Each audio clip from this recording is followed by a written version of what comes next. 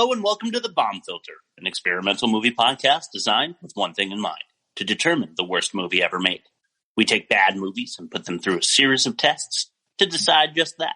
I'm your host, Chris Ockman. I'm joined by my co-host and fellow mad scientist, Rob Stucci. Hey, Rob, how are you, and why are we doing this? Not doing so good. I need to apologize to everybody, I think, because I was saying last week how I preferred this era of Batman over the Christopher Nolan version. Yep. So in watching the credits, I realized what the problem was. Batman and Batman Returns were directed and produced by Tim Burton. Batman Forever and Batman and Robin were produced by Tim Burton but directed by Joel Schumacher. So they're in the Burton universe, but they're not the same. It's not Danny DeVito and Michelle Pfeiffer. It's Arnold Schwarzenegger and Uma Thurman. So. Yeah, it's a big downgrade for me, this movie. It's really bad. Let's jump right into it and read some bad reviews. Okay, Keith Phipps from the AV Club. All right. Clooney fails to make much of an impression as the Batman. But to make an impression amongst all the garish theatrics, he would pretty much have to shout his dialogue in rhyming verse backwards. Okay. Liam Lacey of the Globe and Mail, that's out of Toronto. Yeah. Campy costumes can't disguise the incoherent plot, confused performances, and lame script that send the starred vehicle spiraling downward. Accurate. Very, very accurate. Yeah, I mean, you have a following if you make a Batman movie. Yeah. And you expect them to turn out. You expect that you're going to make a lot of money. Yeah, it's like when your band's opening for a way more popular band, you think they're also your audience, and then you show up and you suck, and then no one cares that you were there. That's what this movie was, the opening act, basically. Yeah, like a tag-along movie. Yeah. You have any YouTube comments? Oh, do I ever, man. This one is not very succinct, but I'll do my best to read through it quickly. Yeah.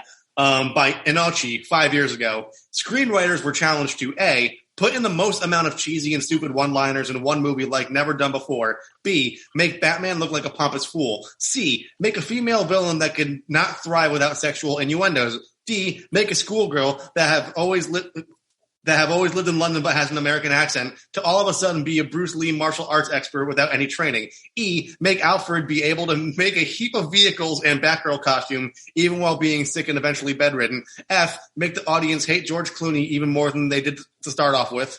G, make Robin look like an immature school kid throwing constant tantrums. H, the list can go on and on. I'd say they all succeeded on all points. For today, the DC Universe wept for the brutal killing of characters by Hollywood.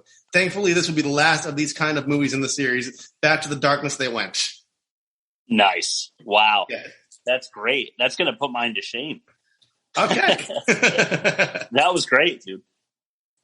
And then I got one more. Let me just scroll up to it. This will be seen as a masterpiece now that Schumacher has passed away. Okay, yeah, sure. Masterpiece. That's the mental illness that is recurring in YouTube comments that I keep talking about. Yeah, I am inclined to agree with you at this point. Okay. So normally we jump over to the budget botch watch, but since we have so much stuff, I'm not going to do a 3 count. I'm going to ask you if you have any mentions for like waste of money. Yes. You want to hear it? Yeah. The entire like glow in the dark motorcycle race establishes that the future Batwoman is kind of badass. Okay, I'll just do this now. I told you earlier that I had a little bit of extra content. Yeah. What it is I was thinking of doing something called deep cuts, and it would be one of our not like every week segments because it won't always apply. But my idea with deep cuts is what you would just slice out of the movie. Okay. You know, what's in there that doesn't belong or doesn't need to be there is just a waste of time. And I had that bike race as a gigantic waste of time. I don't know what it was, 10 minutes or whatever, but that's 10 minutes that I could have lived life without this movie. So they could have sliced that entire sequence out and you wouldn't have missed a thing. Robin or Dick already saw Alicia Silverstone leaving through the camera every night with a motorcycle. He knew she was doing something badass. He didn't have to like do his weird covert gambling, Fast and Furious montage. That literally goes nowhere because they like almost die, but then there's no solution to that. They're just back at the mansion. Like, exactly. So mine, I'm just going to give you one. Okay. The biggest waste of money, in my opinion, is the film that they put this bullshit movie on. Fair enough.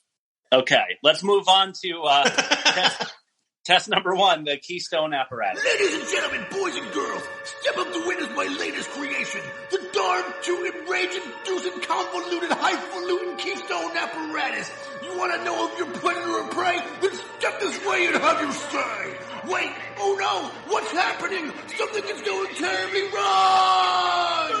The Keystone apparatus. Okay, this segment is designed to get a proper evaluation of the ecosystem of films this movie exists in. We average the Rotten Tomatoes critic scores for the movies suggested to us by the streaming service for our subject and compare our film of study to that average.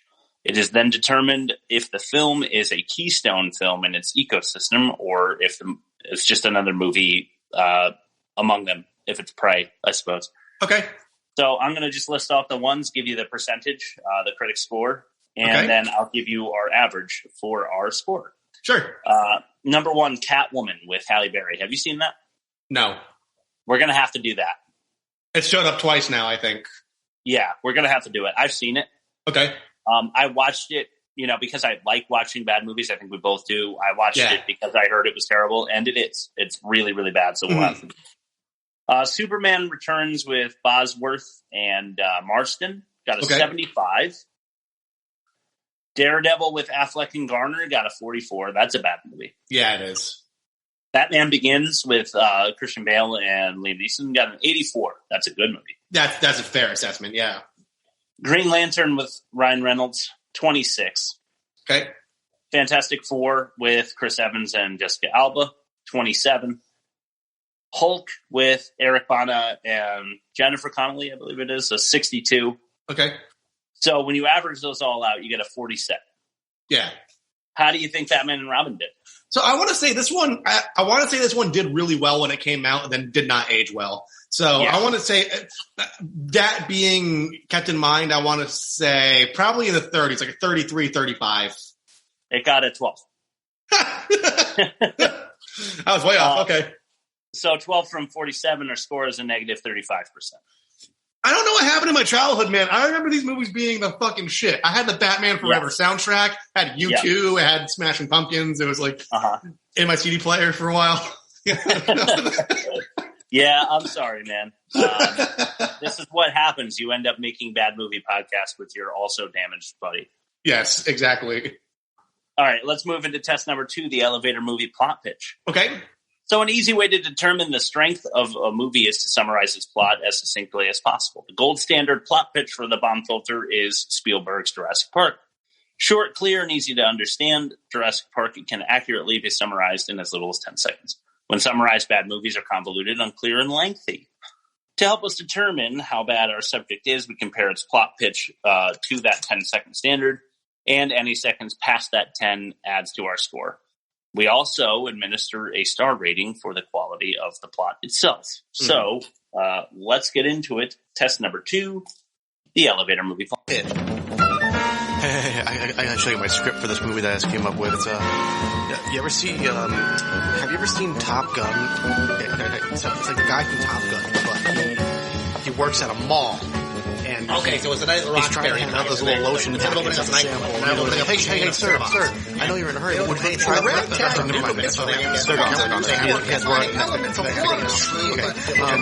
So he's like got the lotion job. He hired a comedian to do their Corky Romano. He's got a kid, but you don't know he has a kid yet. He's getting him to work. But later in the movie, you find a guy from it's not his kid, but he doesn't know he's the kid. But anybody else, he has to get. Okay, stop watch when you're ready. All right, 3, 2, 1, pitch it. After having made classics like Falling Down and A Time to Kill, Joel Schumacher decided that he had had enough of this movie-making shit. He decided to make something else. Batman and Robin is garbage, a hot bag of trash left on a Gotham street corner for the entire summer. It's split open by a raccoon when the pungent smell becomes obvious from miles away. Its dripping, moldy, oozing insides are then displayed for passersby, who then decide never to visit New York State or New England ever again. Clooney and O'Donnell clearly don't give half a shit as they putz their way through the film. They have to battle Arnold and Uma as Freeze and Ivy, respectively. Arnie is trying, but that's not a good thing, and Uma is giving her first crack at a British accent or something. This test is made to summarize the plot as succinctly as possible, but seeing as there is no plot to review, I decided instead to rail on it because I found it to be an insulting, obvious, low-effort affair. That's it. That's what I have. Fuck this movie.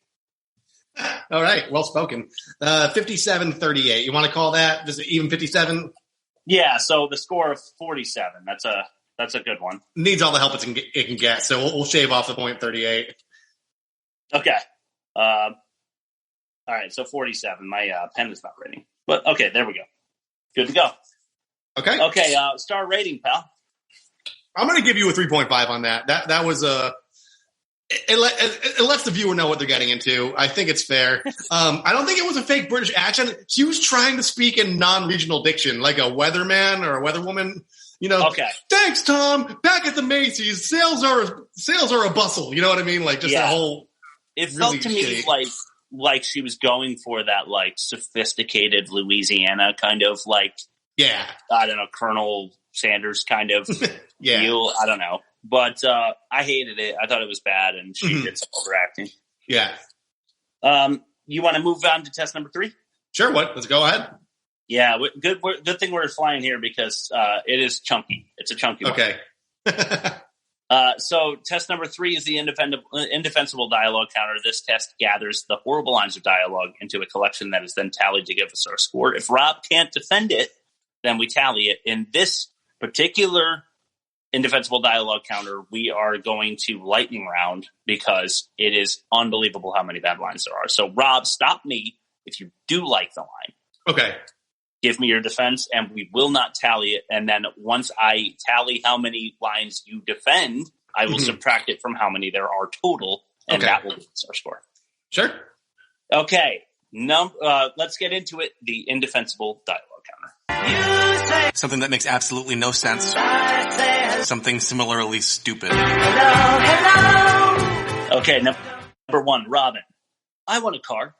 Chicks dig the car. Batman back. This is why Superman works alone. I tick it off because it's stupid. I think it really captures why George Clooney didn't want to be in this movie. Like it was like the actor's malaise coming through the character. Very clear in many instances. Freeze. The Iceman cometh. I'm going to stop you on the puns because in the ice jokes, I'm going to do one blanket defense that will knock off 1 point because I think they were going for that like retro 1960s Adam West Batman where like, holy smokes Batman, holy goblin Batman. And then they're like one step away from fucking go-go dancing after killing all the villains. So I think they should get 1 point saved, but the rest you could just rail through. Okay, cool. So here's another one. Okay. I'm afraid my condition has left me cold to your pleas of mercy. Take it off. You are not sending me to the cooler. Robin says, it's the hockey team from hell. That didn't even make any sense. No. 6 is also Freeze. What killed the dinosaurs? The Ice Age! Number 7, Freeze. Stay cool, bird boy.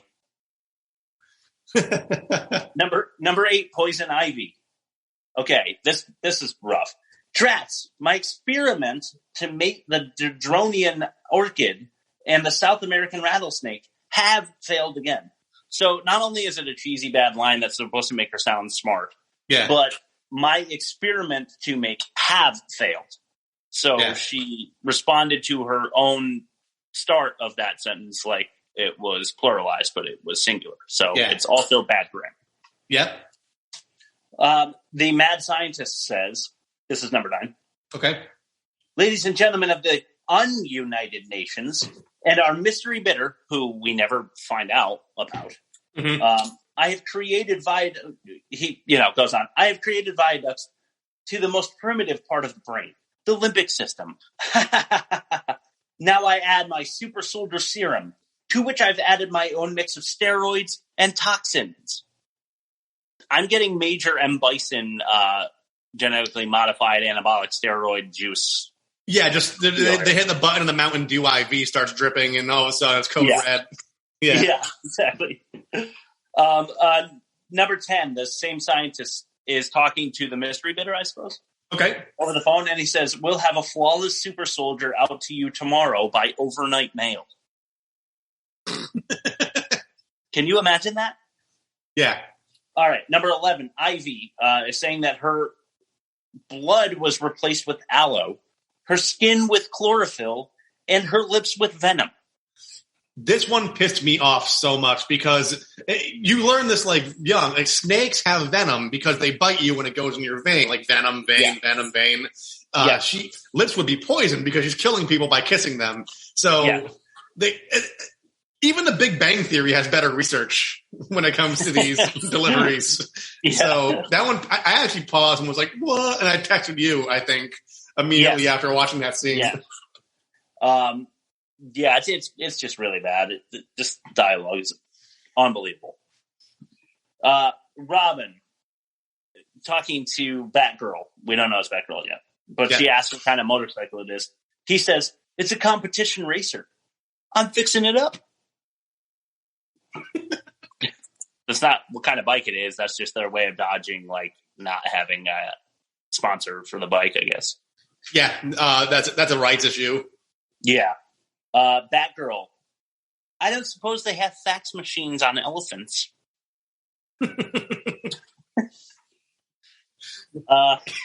Every line is oozing was just sheer stupidity, and they're hoping like it's like when you go to a bar, if you're like a single dude at a bar, and if you hit on 900 chicks, maybe one will touch you, and I think they're trying to get touched, to get like one little feelsy out of it. That's perfect. All right, Ivy says, "Batman and Robin, militant arm of the cold-blooded oppressors, animal protectors of the status quo. First, I'll rid myself of the furred and feathered pests. Then, Gotham will be mine for the greening." We're not cold-blooded, by the way. Yeah, and that didn't make any sense. Yeah. At all. Okay, number 15. Batman says 7 million, whips out a Batman credit card, and then says never leave home without it. Yeah, the Visa or the Amex. Yeah, it's like a Batman credit card. Number 16. Hand over the diamond, God and gal, or I'll turn you into mulch. And then he says to her, "Clever little Clover." And then on his way out, he says, "Cool party." And then he says, "It's a cold town." Let me stop you and say, there's a point for each of those, right? Yes, it's at 19. All right. All right, 20. Robin. I suppose you have a minor in motorbikes too, huh? He's got what's the guy's name? Kyle or something that calls Stan Darsh. South Park episode. Ooh, yeah. Darsh. Suppose you have a minor in motorbikes too, huh? 21. The guards. You're the common cold, and we're the cure. Yeah. Nobody talks like that. No one talks like that. 22. Batgirl. Happy? You honestly don't know, do you? Alfred's not happy. He's sick. Here's a one to couple with it. Batman says, "Alfred's not sick. He's dying." Immediately after. And then I picture Robin going, "Alfred's not dying. He's dead." And then they like turn over to Alfred. He's just like on the floor convulsing. Number 24. Freeze again. A laundry service that delivers. Wow. As Bane is running into the asylum room with his clothes, his suit, you know? His cryo suit, yeah. Then he uses his freeze ray on the pipes and he says, "Always winterize your pipes." And then he says, "Chilled to perfection." Batman they are fighting Bane, I guess, but Ivy's not with them. So Batman's like, no beauty, and Robin says, just the Beast. Yeah. Yep. Okay. Freeze again. After agreeing to team up with Ivy, he says, Adam and evil.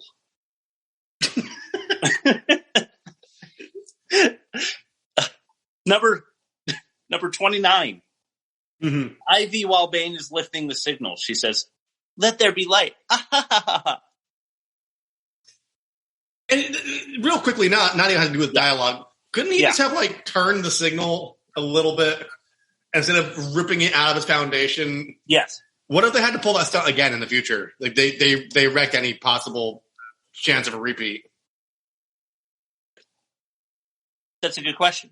I don't know. I mean, I don't know why they didn't just rip the plate out of the front and replace it with Robin's plate. That's what the whole thing was for, right? She was ripping the signal out so she can make a Robin signal. Yeah. Which looked just like the bat signal. Number 30, Freeze again. He says, revenge is a dish best served cold. Isn't there another piece to that, though? Doesn't he say, like, revenge is a dish best served cold, and if you're hungry, I think it's just something else after that. Yeah, I think I missed that part. Shit. I wrote that down. It was even dumber. Right. Yeah. Yeah, it did make it worse. I should have written it down. You're right. Alfred, number 31. I expected you'd find your way down here, child. As such, I downloaded my brain algorithms to the Bat computer. Just, a casual Wednesday afternoon, downloading your brain algorithms to the Bat computer. I know, like when I'm going out to the grocery store and it's like during rush hour, I tell Stacy that I'm downloading my brain algorithms to the OnStar. So if she needs me and I'm out, that's how she can reach me. Yes, then exactly. You will likely respond correctly since your algorithms are in. Yeah, my brain algorithms. Right.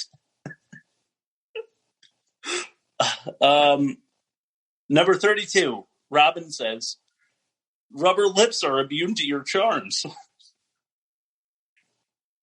I'm having a hard time here. And then he peeled like a little thin layer of cum off like his top lip. Yeah. It's so bad. Number 33. Free says, "Let's kick some ice." That was going to be my honorable mention if you didn't bring it up, because that was my favorite of all the Mr. Freeze puns. Because it's not even a stretch. It wants to be a stretch. Yes, yeah, it does. Batman, number 34. We have less than 11 minutes to thaw the city.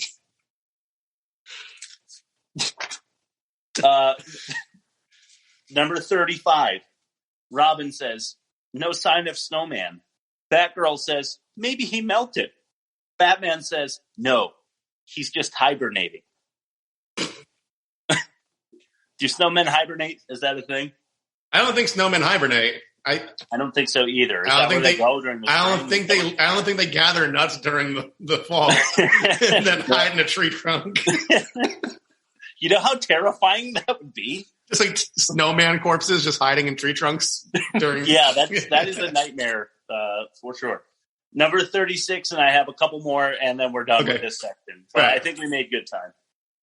36, Freeze says, "Tonight's forecast, a freeze is coming." Number 37, Batman says, "Hey, Freeze, the heat's on." Yeah. And lastly, God almighty, 38, he says, "Winter has come at last." Which is that's not even why you include that, because that's not even a pun. Yeah. And then I wanted to add something too. That you reminded me with the whole 11 minutes of thaw, because when Robin first fell in the pool and got frozen, Mr. Freeze said, "You have 11 minutes to thaw the boy." And throughout the movie, Batman is very flat faced, very monotone to the opposite. "You have 11 minutes to thaw them. Oh, you have 11 minutes to thaw them. You have 11 minutes." Like he heard it once and he considered it scientific fact and just told everybody that they need to thaw everybody in 11 minutes. And it's the villain telling you that. Yeah. Yeah, so he's taking his sweet-ass time. He's, like, making a cup of coffee because he still has 3 minutes left to defrost Robin, but Robin's been dead for 3 minutes because Mr. Freeze was lying to him. Yeah, exactly. All right, so we'll count with that's 37 with your one defense. Okay. Wow. Yeah, that is by far and away the highest we've ever had. So 12%, huh? Yeah. Dude, that's crazy. Okay, test number 4. Let's get into it. It's the emotometer overspill. Okay. So for this test, we will use another piece of custom equipment we refer to as the emotometer. The emotometer can be fine-tuned to the emotional output of the actor in question. When activated, the meter measures the peak of emotion displayed by the actor in a given scene and compares it to the range of genuine human emotion a person would actually display. 10 cages is the maximum. That's cages like Nick Cage, our buddy. And any more than 10, we record it as the result. So let's get into it. The emotometer overspill. You blow a fuse, sing from, the devil cuts loose. The emotometer overspill, where screaming is king. All right. Poison Ivy is our first contestant. She says, I still have high hopes for the animal-plant crossbreedings to her own little recorder thing. Yep. It's registered as a 16. Okay. But that was, I just let the whole scene play right into the emotometer. Mm-hmm. That's what he came up with. But I wanted you to know what I played for it. So okay. That mad scientist guy says to the group, imagine your own private army of these super soldiers. Bidding begins at a mere 10 million. And then he presses the turbo and he says, Turbo, show off for daddy. That also came out as 16 because he wasn't screaming those lines. Yeah. Number 3, the reporter, who is so annoying. Mm-hmm. She says, in Gotham City, Batman and Robin protect us even from plants and flowers. And then everyone laughs. That spit out a 17. Okay. Bruce Wayne, when asked if he is planning on putting a ring on that girlfriend of his, right? Yeah. He says, marriage? Marriage?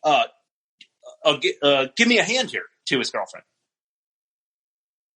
Much too much stuttering there. Yeah. So that spit out an 18. So we're climbing. Okay. We're heating up. I wanted to mention Bane. I plugged in some of his work. The highest register for Bane was when he says, monkey work. that came out in 18 as well. Okay. Robin, you remember when he's on his cycle? Yes. He's going down the statue? Yep. Well, Batman cuts him off and he goes, I can make it. Ah!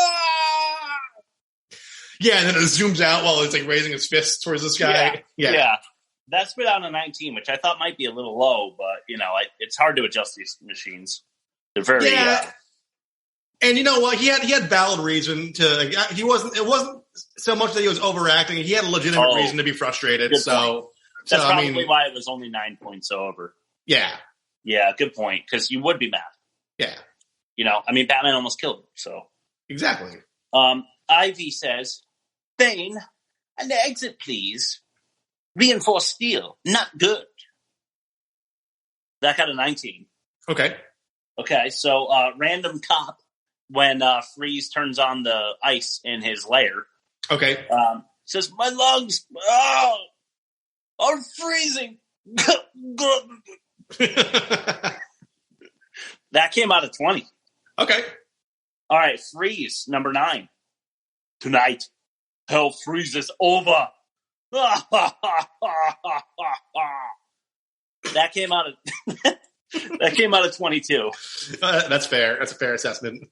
Okay, we got a few more here. Okay. The observatory scientist. Mm-hmm. When the guy is like, it's one of those days, as he gets hit by the telescope. Fuck these guys. Yeah, the guy and the girl, right, in the lab coats. Yeah. Yeah.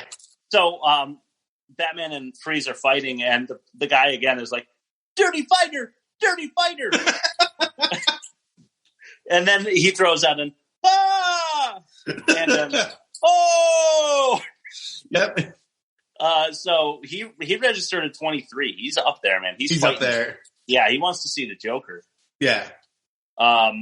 Mad Scientist number 11, and we got 2 more here. Okay. Mad Scientist again. You remember him? Mm-hmm. You might have expected I'd come back to him. I can't do the scream, but I'll do my best. Okay. He says, "I can respect your opinion. Sadly, I'm not good at rejection. Unfortunately, he'll have to die." Yeah, that's up there. Yeah, dude, that got a 24. Okay. That's pretty crazy. That's up there for sure. Yeah. And then you tell me if I adjusted the machine correctly for Freeze, because Freeze at the very end goes, "Freeze in hell, Batman!"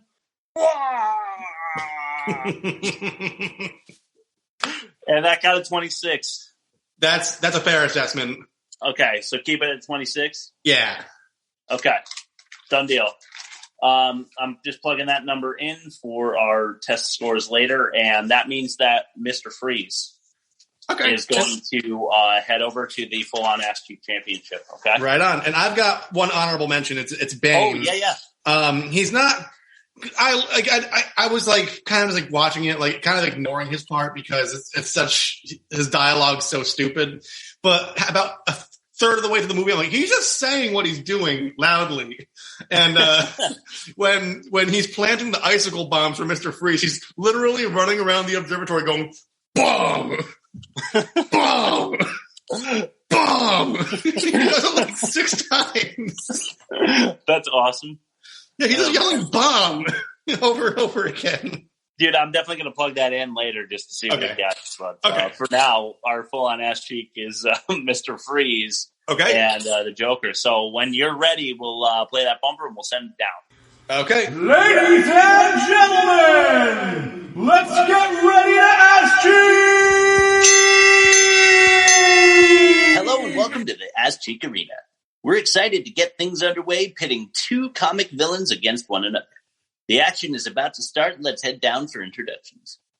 Introducing first, standing at 6'2", weighing in at 250 pounds of solid ice, from Gotham City, New York, Mr. Freeze. And now, standing at 5'11" and weighing in at 130 pounds of chimp-like muscle fiber. Also from Gotham City, New York, your reigning, defending, full-on nasty champion of the world, the Joker. There's the bell and the action is underway here at Ass Cheek Arena. Joker starts with shots from his custom Desert Eagles, 10 shots at least, but they are frozen midair by Freeze's freeze ray. Boy, is that hard to look at. Freeze now blasting Joker with the freeze ray. Joker only has 11 minutes to defrost, or he's a sculpture. Oh, but the remnant acid on his skin seems to have immediately melted the ice. Freeze, tossing the ray aside, challenges his foe in hand-to-hand combat, and the Joker meets him for the challenge. This may not be a wise choice as Freeze has a sizable advantage. The 2 villains now exchanging blows, but Freeze immediately has an upper hand. It seems Freeze is an experienced boxer as well as a former decathlete. He's shucking and jiving out there, confusing the Joker with his patented frosted face. And boom, an uppercut to the jaw. Joker now down on the ground, but back up in a hurry. He pulls out a heat gun he must have stolen from the Batman. Freeze is clearly in pain as his crystallized skin is burning. Ow! Whoa, what's this? Into the arena come Batman, Robin, and Batgirl. Pandemonium here at the Ass Cheek Arena. Batman and Robin quickly apprehending the Joker as Batgirl blasting the Freeze with a snowblower. The Bat and the Bird are cuffing Freeze too, and we're at a loss. We're going to have to go to the officials here for some kind of ruling.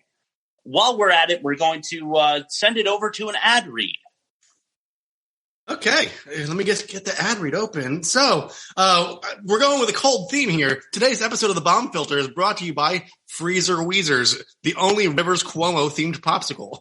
Want to look just like Buddy Holly? Or Mary Tyler Moore? Well, your island in the sun is in the freezer aisle, just within an arm's reach. But remember, if you don't want to destroy your sweater, stay away from the cherry flavored. It's drippy. Freezer Weezers, a new kind of pop. Nice. All right. Well, thank you for that. That we needed that break there. The officials are saying now that the title is vacated, Rob. Oh. Wow. So they eliminated each other, is what you're saying. Yeah. They both got arrested by the Batman. So okay. I mean, we don't have a chance. So next week we're going to have to bring 2 new contenders for the title. Okay. Oh, wow. How about that, man? Mixing it up. I like it. That's crazy shit. So we're going to move it on to the next test, I guess. Okay. Let's move it on. We'll see 2 new challengers next week. Okay. All right. Test number 5 is the poor taste detector. Okay. This test is designed to identify and flag potential hazards created by the film crew. These hazards consist of moments of immorality, abuse, racism, phobias, and any other in poor taste scenarios. Let's get into it. The poor taste detector. Oh my God, you can't say that. It's 2021. Okay, number 1, all the leather suit butt shots.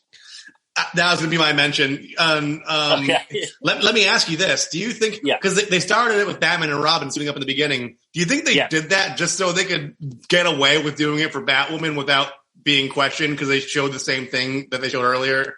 I was going to say that when you were done talking. Oh, I'm sorry for preempting that. My bad. So obviously I agree with you. We had the same thought. I definitely think they showed the guy's butt so they can show her butt. Yeah. 100%. Number 2, and this is cheap. This is a cheap shot on my part. Okay. Alfred checking out his niece's ass on the way out the Yep. All right. Number 3, the black tribal dancers are the only black cast. Yeah. Yeah, I noticed that too. That's pretty bad. Yeah. Number 4, 10,000 for the orchid, 20,000 for the tiger lily, 30,000 for the magnolia. Number 5, Batman and Robin compete for Ivy. 1 million, 2 million, 3 million, 5 million, 7 million. Batman credit card. Yeah. For sex. Yep. Okay, number 6, Batman. Why are all the gorgeous ones homicidal maniacs? Just me? You know what? Let me just step in here real quick. There is something to say about hot chicks going through their red hair phase. There really is. Yeah. And I know that's in poor taste for me to say, but I've noticed that in droves over the decades. Okay. I mean, hey, maybe it's a regional thing. Who knows? Yeah. But yeah, I've noticed maybe a similar pattern for sure.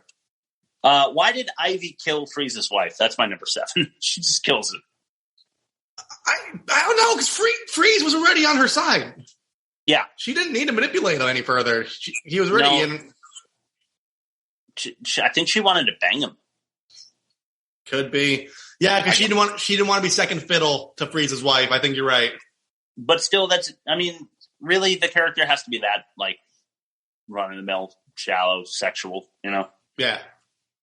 Number 8, Freeze doesn't care his wife is dead.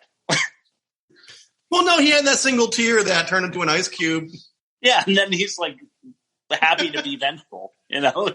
That is true. It's an immediate turnaround. He has 1 tear for his wife that he's, like, they set it up like true love. He was so into her. Yeah. You know, and then she dies and it's no big deal. So my number 9 was Batgirl's ass leather. So I wanted to count those separately because. Okay. Yeah. And number 10, this is kind of crazy. Jeep Swenson, who was Bane. Uh-huh. He died the same year. Oh. But if you look at him, it's not all that surprising. I mean. Yeah. He looks like a heart attack waiting to happen. Yeah, it's doesn't happen to a lot of like pro wrestlers because like they die in like their 40s because they've been juicing so fucking hard. Yeah, and they have like that touring schedule and shit like that. Yeah, a lot of wrestlers. I don't know if that's true still because I think that they do have like health code now. Yeah, but it was like the wild west of steroid addiction, like in the 80s and stuff. So, oh yeah, like I'm thinking Chris Benoit. Like I'm thinking about that whole story where he just freaking snapped. Right, because he was so chemically imbalanced. Yeah, you know, that he ended up doing what he did. Yeah. That's it. I had 10. Do you have any honorable mentions or? Foretaste. I guess the fact that we all know why Alfred was like, he put himself through a life of like quote unquote servitude towards the Wayne family because he believed in heroes. But I don't think we knew that Batman or Bruce Wayne believed that or knew that. So in one aspect, it's kind of like, yeah, he was keeping Alfred around like a slave. And even worse, it was just like, he's sick. He's like, no, it's worse. He's dying. Meanwhile, he still has him be a servant, like knowing that information. That's true. All right. Good point. So do you want to make that 11? Yeah, let's make it 11. Okay. I just jotted that down. Okay.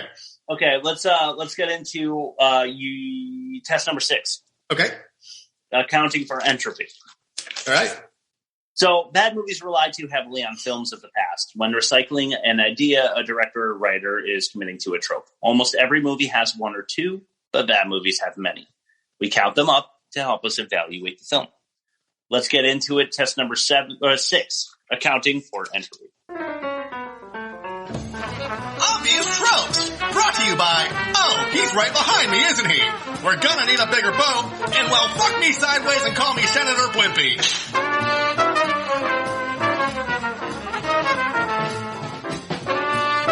Okay, I've got a bunch.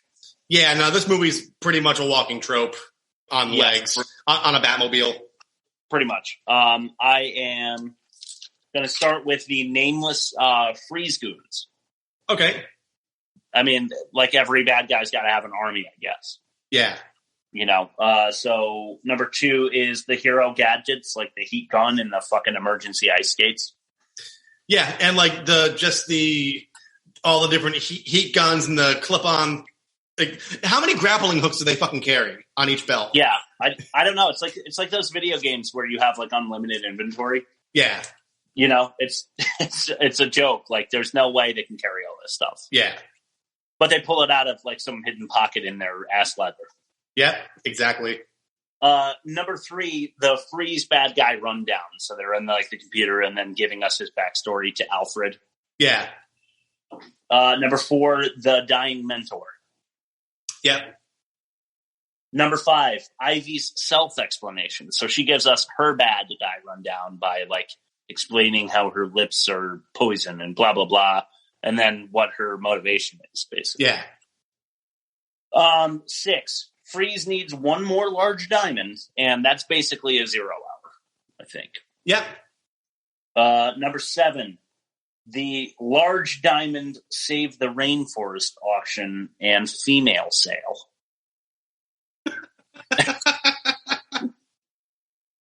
When you put it that way, yeah, it makes the poor taste detector seem a little more relevant. Yeah, that's true. Number 8, the distrust between Batman and Robin. Yep. Number 9, the gratuitous lightning in the asylum scenes. Yeah, there's no need for that. No. Yeah, good call. Yeah. Number 10, the supervillain team up.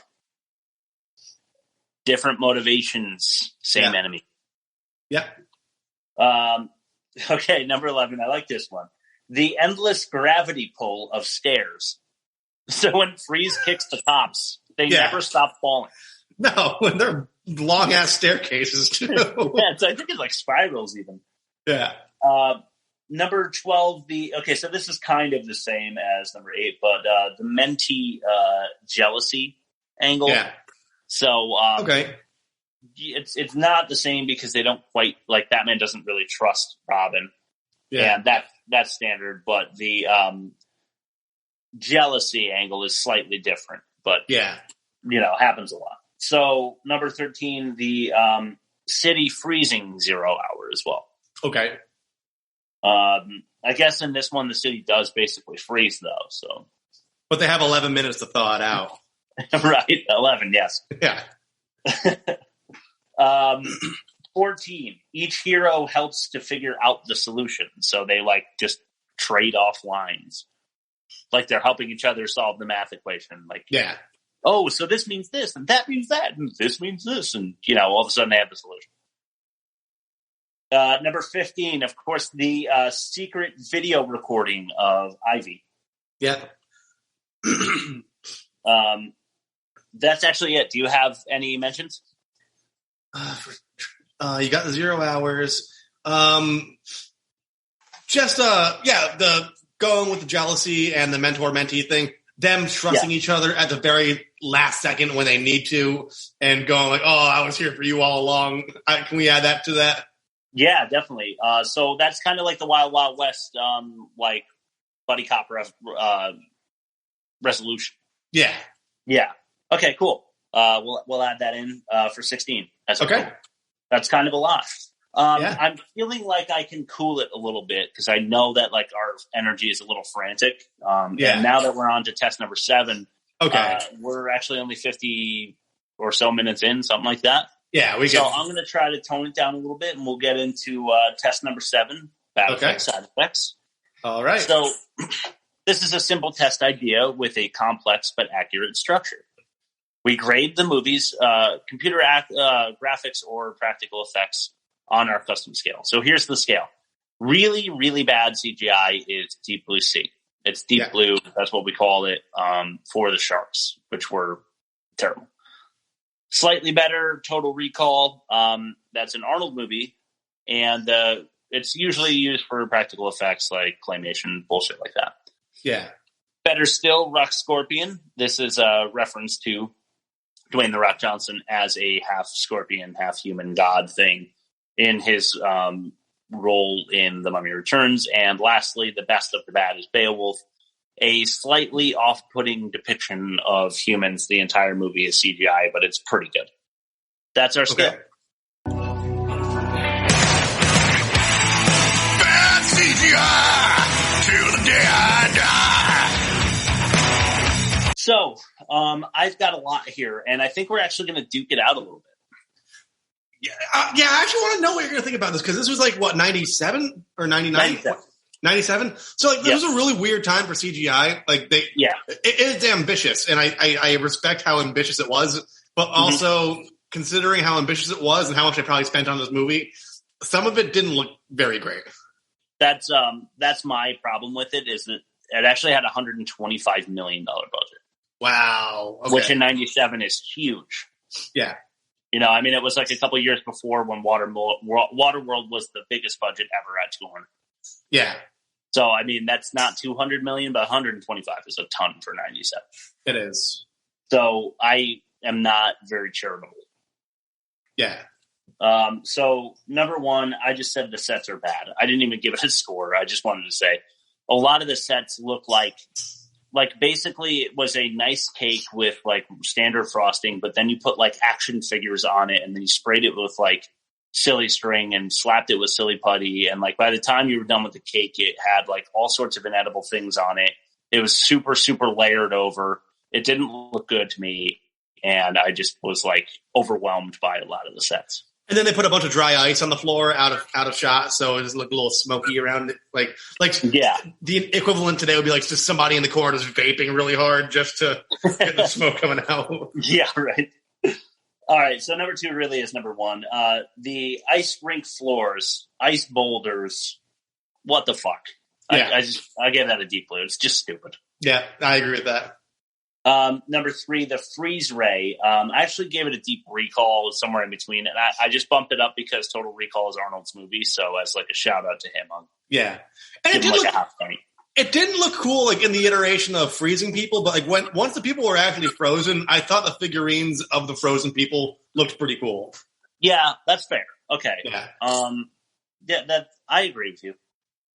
I didn't really take that into consideration. And it's hard. It's hard too because like they're going for that loud, vibrant comic book look, and that's why I feel like I'm forgiving for this movie because like I'm still I'm still thinking, Chris, what's wrong with this movie? This movie is pretty fun. I like this movie. Okay, well, I fucking hate it. Smashing Pumpkins, man, Smashing Pumpkins. Yes. Number 4, Batman and Robin surfing on rocket doors. Rob, is what's wrong with this movie? Okay, point counterpoint. I got you. Deep blue for that one. But I gave the freezing of Robin a recall, so not the worst grade because the transition is bad, but like you said, the figure itself is cool looking. Yeah. Creating Bane was a recall for me. He's just getting pumped up. It's like the Blanca thing. Yeah, exactly. So the establishing shot of Gotham Observatory was deep blue to me. Those just look like models. Yeah, no, you're right for cinematic reasons, but I do love the design of Gotham in this movie, compared to like the Nolan ones, for example, where everything's like the gargoyle holding the observatory up, like that concept is so fucking cool. But it's just not. They didn't do it right. It doesn't look good, but yeah, you're right. I mean, there are some design things going on that are kind of cool. Yeah. The hideous racist museum set. Yeah. I gave that a deep blue just based on the fact that it's, the whole tribal thing was, like I said, the only black people in the whole movie were like dancing, Yeah. I also hated the gorilla costumes. Oh my God. Those were so fucking bad. Those look like they came from a party city. Yeah. Yeah. Like the Halloween town. Is that the other place? Yeah. Right. So another deep blue. I gave Ivy's Kiss Juice Dust Venom a deep recall. So a 1.5. You know what that looked like? It looks like the like Snapchat or Instagram filter that chicks do when they're trying to look hot. When they're going, like doing like the kissy face and like all that shit's flying around. So it's something that's available to literally everyone on their phone is what that looked like. Exactly. So number 11, Cars on the Statue. Like the descending scene that we were talking about before. I didn't like that. No. It looked like your PC in 97. Exactly. Deep blue there as well. I did give them a Rock Scorpion-ish for the explosions because, again, those are easy and they always look pretty good. Yeah. So I did give that a 3, a Rock Scorpion. Asylum establishing shot again, I hated, but I gave it a deep recall. Yeah. There were some cool set designs for the Asylum. The fast-growing plants I hated. I gave that a deep blue. Oh, that looked really bad. Yeah, and I was recently, I might have been on Reddit just watching a time-lapse video of like a little pod growing into like a full house plant. Yeah. And I mean, that was real. So, I mean, it did look better. But yeah, something somebody shot with their phone on Reddit looked way cooler than what was happening in this $120 million movie. Yeah, seriously. It's unforgivable. Bane, when he burst through the walls, like you can tell that they were already like broken up. It's kind of like old cartoons where you can see like one leaf is a different color and then the character touches that leaf. Yeah. You know what I mean? So that got a blue as well. The Asylum jump looked like shit. Gave that a blue. Yeah. I hated the Willy Wonka freeze hideout. Oh yeah, but without it, we wouldn't have Robin being pushed into a vat of mint chocolate chip. So I mean, I guess we needed it. What the fuck? All right, so freezes tear freezing. Yeah, just goes poof. Yeah, I give that a recall. Okay. Mutant plant in the glass. Yeah. Recall. That was definitely like a model made out of plastic. Yeah. Scientist freeze ray action, blue. Yeah. The hooking cables to the top of the observatory, blue. Batman scientist save, blue. So with all those blues, I did all the math. I plugged it in. Like I said, a blue is 1, a recall is 2, Scorpion 3, Beowulf 4. Yeah. Added them all together, divided them by 22 because I had 22 different instances. Okay. And I got a 1.47, so I rounded down and give fucking deep blue. That is fair. It just, from set designs to bad CGI, everything you could have in here just was there. So do yourself a favor. The Smashing Pumpkins video for the soundtrack. The end is the beginning is the end. This is like post Jimmy Chamberlain Smashing Pumpkins. Like they already kicked him out and he went to rehab. So as the band, they have like a drum machine instead of a drummer, and they're playing guitars that look like freeze rays, and they're like surfing and stuff. You gotta check it out. I have got to see that. Yeah, that sounds incredible. And they all, I haven't seen it since it was on MTV, but I'm pretty sure they all have the blue glowing Mr. Freeze teeth as well. Oh my God. Yeah. That sounds amazing. Yeah, you gotta check it out. I will. All right. I'm going to do illogical inconsistencies. Then we'll do your bad movie review. Then we'll do the bad credit names. Okay. And then we will talk about where we'll compare the movies. Yeah. And then we'll talk about next week. Sounds good. Okay. Illogical inconsistencies. Here we go, buddy. Yeah. Why is the Batcave tunnel a mile long? I'm going to step in here, actually. Yeah. Because it's coming from Wayne Manor, and they don't want people knowing that the Batmobile's coming from Wayne. Good. All right, good. Nice. So that, devil's advocate, but there probably isn't a good reason, now that I think about it. But. Batman on fucking ice. Okay. There's no room for emergency ice skates in their fucking shoes. No. And why do they have them? Once again, I'm not defending it, but I think this is like going back to the Adam West Batman when they had like shark repellent on their work belt because they were sharks. So I think they were really trying to call back to that shit. They just didn't do a good job, like with the fucking Amex and like just different. Like, this guy, you just knew this guy was a villain for like 2 days, and you already have like heating mechanisms for all this shit. Exactly. So, yeah. Robin pole vaults up a flight of stairs going 2 miles an hour. Oh, yeah. Freeze makes a rocket ship. Did he design that himself? Did he make the parts? Did he construct it? Did he hire a company to make an engine for him? How did that happen? How did that come together? Yeah. How did they lose terminal velocity on the way down from the rocket? Shouldn't they be dead? Yeah. Okay. The scientist wanted Bane to show off for Daddy while he's strapped into a stretcher. Mm-hmm. Clearly didn't want him to escape. Yeah. How's he going to show off? By, like, going rah really loud and, like, shaking around? Yeah. Sure. Whatever. Yeah. What do Freeze's diamonds do in the suit? You know, this is, they say they're supposed to, they maintain his core temperature, which is much cooler than a human's body. But to your point with the rocket, how could he get funding for the fucking rocket when he's got to do all these elaborate diamond heists just to stay alive? So that doubles your inconsistency, making it stronger because he's already strapped for cash. That's true. Yeah. So he's building rockets and tanks. Yeah. And feeding goons and has a chick waiting for him. Oh, hey, she's black. There's a black character that wasn't one of the tribal dancers. I just realized. Oh, one of the two scientists, right? Yeah, there was a black scientist lady, and I was talking about you know how he has like a girl that wants to have her way with him back at his pad, but he's like, I saving myself for one woman or whatever. Yeah. Okay, good. All right. So I'm not taking anything off their score. No, it's a little less horrifyingly racist, though. I guess. Yeah, exactly. All right. How would you ship a roid raging super freak genetically enhanced omni powered killing machine by mail? Overnight. Why is Freeze giving his goons frozen dinners? What are they going to do with that?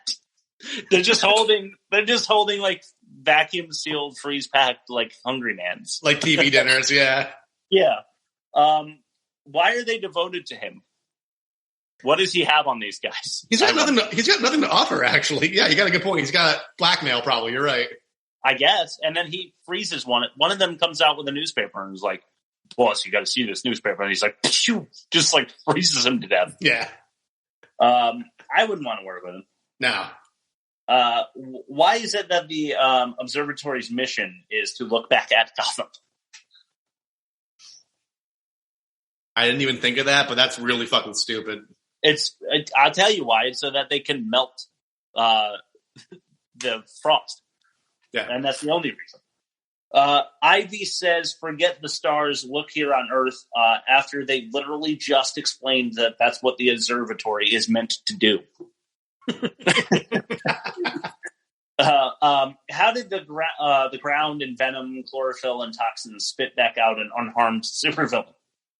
What's the science behind that one? This goes back to like the whole possession thing, where it's like, dude, his body got completely fucking destroyed. Like you just go back to normal after that wears off. Like your skin, like your capillaries are all fucked up. Like your skin's gonna be all stretched out. Yeah, like, well, it's replaced. Yeah, in a matter of seconds by chlorophyll. Apparently. Yeah. How did Ivy plan the music and choreography with the unsuspecting museum performers? So they do a whole routine. I mean, you could argue it's her dust, but she would have had to have been there for the performance that they were putting on, and then dusted them, and then came back and dusted them again, and all of a sudden they remember the and then came back with the fucking sheet music. And had a rehearsal. Exactly. Right. Okay. So what's with her half accent? We kind of already talked about it already, so I'll leave it alone, but I really hate it. Does heating a man's blood make him horny? Hating a man's blood? Heating a man's blood? That's what the venom does. That's what the dust does, according to Batman. It heats a man's blood. That makes him horny. I'm trying to think, like, there's no right answer for this. I'm just trying to think logically, like, what is it because it makes your blood go faster and therefore it's more liable to, like, sink into your penis or something? Yeah, maybe it makes it heavier. So then it sinks into your penis. Yeah, and then so like your shoes don't fit and your wiener's all swollen, and like your skin's pulled so taut you can't close your eyeballs. You just like stand there like. Batman nearly kills Robin by disabling the bike, descending the statue. Also, why can't I have 5 fucking minutes without music? It ruins every emotional scene. It's like, seriously, there's not a half a second where there isn't music playing in the background of this movie. Yeah. Why would the asylum have a cold beam? Yeah, once again, like, he's a new villain. Yeah. How are they able have to a specialized room for him with a cold beam? Yeah, how are they able to magic the technology quick enough to capture him and accommodate him when they didn't know it existed yesterday? Yeah, exactly. Why is Bane in a detective suit? The fedora fucking killed me.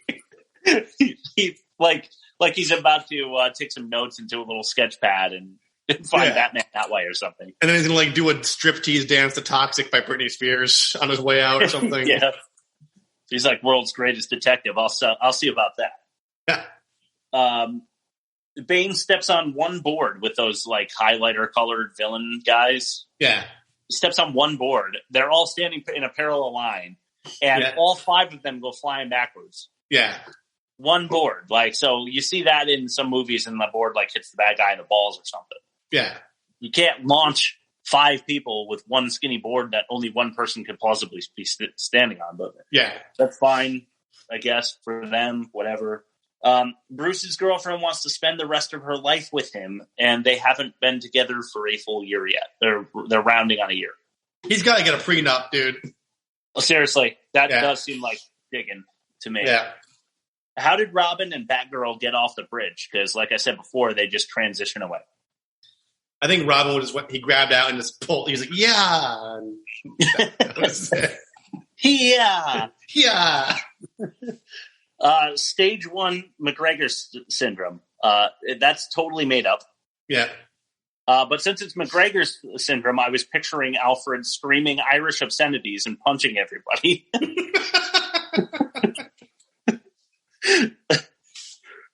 Alfred's password is Peg. Yeah. He can download his brain algorithms to the Bat computer, and he's too stupid to think of a better password than 3 letters. Maybe he really likes getting pegged. I don't well, maybe. The telescope has crystals. At the end, the 2 scientists say the crystals are properly aligned in the telescope. Yeah. What does a crystal do for a telescope? I mean, aren't diamonds like superconductors or I don't know. I got nothing, dude. I was thinking maybe if it's like a what do they call that, like prism? Plasma? No. Like it's like the triangle that you put light through, and then it comes out like a rainbow on the other side. Like a quartz, like the Pink Floyd album cover. Yeah, I was wondering if it had like some use like that. Why would Ivy's flytrap eat her? I don't know. She came out of it. She gets knocked into it, and now she's dead. She got eaten by the flytrap. Yeah, and they didn't even check her pulse. They just like kind of knocked her in there and they went to the next scene. She's only half in there. Yeah, I hate when they do that. Like you see her leg just like still flopping. Yeah. Why do they have fucking ice vehicles? How is in case a supervillain comes around that wants to freeze Gotham? And like a YouTube comment said, like how is Alfred like staying on top of the design, like the R&D for the shit when he's got stage 1 McGregor's disease? He's too busy like punching an old man at the bar. And why are there 4 satellites in the same location in orbit above Gotham? I just don't know, man. Yeah. It's not what the graphics looked like when they showed what was going to happen. Yeah. And okay, finally, no one displays any ill effects from having been frozen. Even little Richard, the dog from Armageddon, is totally unfazed. Yeah. Yeah, no, there's got to be some sort of like dystrophy or just like hypothermia or some sort of skin damage. You would think. Joints popping, like anything. Yeah. Right. None of that. Nothing. As far as we know. All right, man. That's all I've got. You want to do your movie review? Yeah, sure. This movie was just awful. That's it. That's the review. All right. There's nothing like accurate. I think Uma Thurman's hot, so like I enjoyed that. I enjoyed like her getup, and but I couldn't stand the way she talked, so it killed it for me. Same. I thought the freeze suit was really cool. It was, but everything that came out of it was fucking stupid. And again, I thought the design of Gotham was cool, but I think when they actually executed scenes on it, it fell apart because it was just like model houses with bottle rockets. It's like when they showed Gotham as like a large, like a drone shot, basically. It was kind of a cool design, but any set that they made was shit. Yeah, I imagine like if it were like, if someone made a Batman and Robin Lego set, it'd look fucking dope. Yeah. Definitely. I think that there's a Batman Lego game that was super popular, I think. Yeah. All right. I am going to read you my bad credit names. Okay. If you're cool with that. We're going to start slow. These are just names that I picked out of the end credits. Okay. Hopefully by the end I have you laughing. All right. Number 1, there was a Steve Irwin. How about that? No relation to the Stingray guy? I don't think so. Okay. 2, Fortunat Fratisoia. I shouldn't have written this one. Fortunat Fratisio. Fuck it. We're going on to number 3. Jeep Swenson is Bane. Okay. Number 4, Bah Higgins. Like B-A-H? B-A. B-A? Bah Higgins. Bah Higgins. Sounds like another thing that Alfred might have. Like it sounds like a butler. Yeah, like it's like Alfred's butler, Bah Higgins. Yeah. Number 5, Doctors Greenspoon, Silver, and Sumner. Okay. Don't know what they did. No. Number 6, Sue Bob. Sue Bob. Number 7, Stacy Foote. Number 8, Uzi Gull. No. Uzigull. Uzi Gull. Uzi Gull. Number 9, James Crumbly.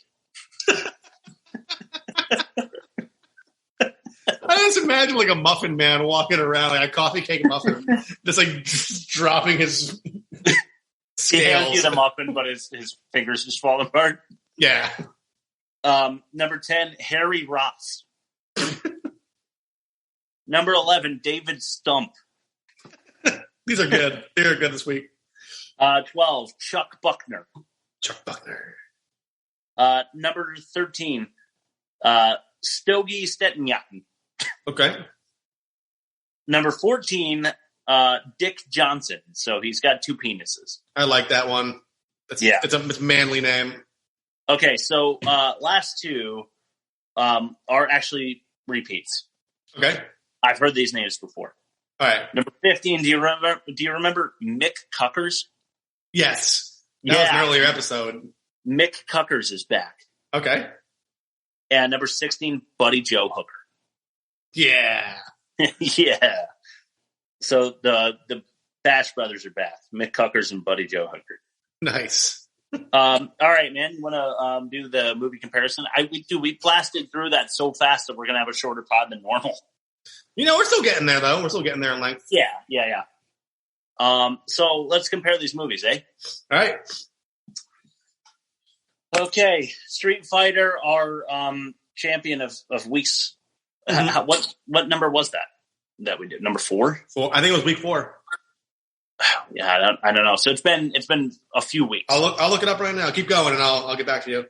Okay, so the Keystone, 19 for Street Fighter, 35 for Batman and Robin. So that's 1 win for Batman and Robin. So okay.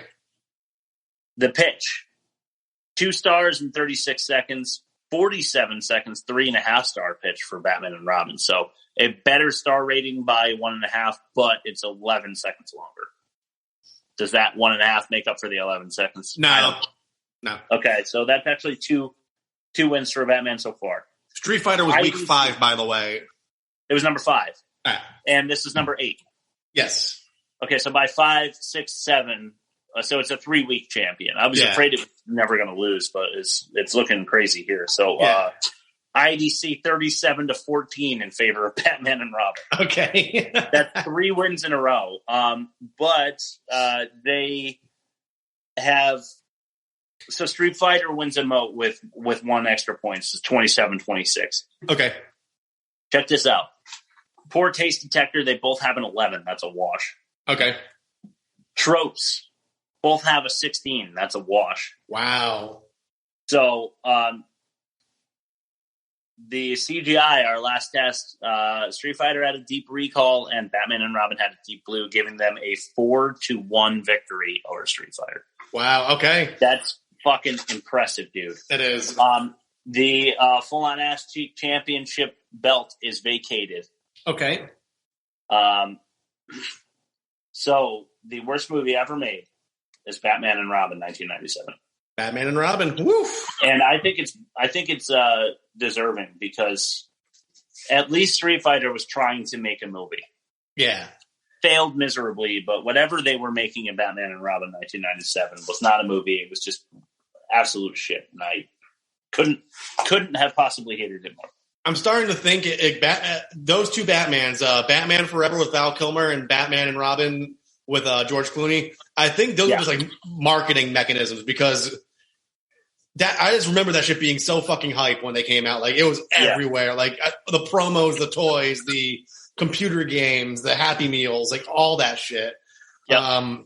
So I think I don't know if they were just like pulling the producers when they were like, let's make a really high budget movie and deliberately make it tank so we can get our investors' money and run with it, or I don't know. But it's a little space embezzlement. Yeah, a little space embezzlement, exactly. Yeah. But yeah, I mean, I all that being said, I still enjoyed it. Well, I did not. But I'm glad that you enjoyed it. I think that Arnold might have been the highlight for me because he made me laugh. Yeah. He didn't intend to, I'm sure. No. But while we're on the subject of Arnold, we are doing Raw Deal next week. And I've never seen this before. You sent me the screenshot. Yes. Arnold Schwarzenegger single-handedly tears the Chicago Mafia apart as a rogue FBI agent who answers to no one in this 1986 action opus. Doesn't that sound amazing? It does sound fucking awesome, dude. So we're going to do that next week, partly because it's a bad Schwarzenegger movie. I've seen it once. Mm-hmm. So I'm excited to see it again. I haven't seen it many times. But also it's free if you have HBO, which we do. And again, we try to make our movie watching free, provided that you have certain streaming services, which most people at this point, I think, do. Yeah. So if you don't have it, steal it from somebody, ask your aunt or your cousin or your friend for the HBO password. Watch Raw Deals so that we can get into it next week. Yeah. I wanted to mention our Instagram. Thank you to our followers. We're up to 1,000 followers on Instagram. So join us. Join us, baby. Yeah. Rob, what else do we got going on? Not much, man. We've just been trucking along. I'm really going to buckle down. I've had a busy couple of weeks with my kid being sick and stuff, but I really want to get us on iTunes because I know a lot of you guys listen on there. So once again, find us on iTunes, find us on Pocket Cast, find us on Anchor FM, Google. We're on most of the big ones. So tell your friends if you like us. Find us on Instagram, share our posts, let people know. And we have a Gmail, and that's bombfilterpod@gmail.com. Send us emails, send us hate mail, send us love mail, send us pictures of you in your best Mr. Freeze costume, whatever you got going. So that being said, this has been the Bomb Filter, and we will see you next week.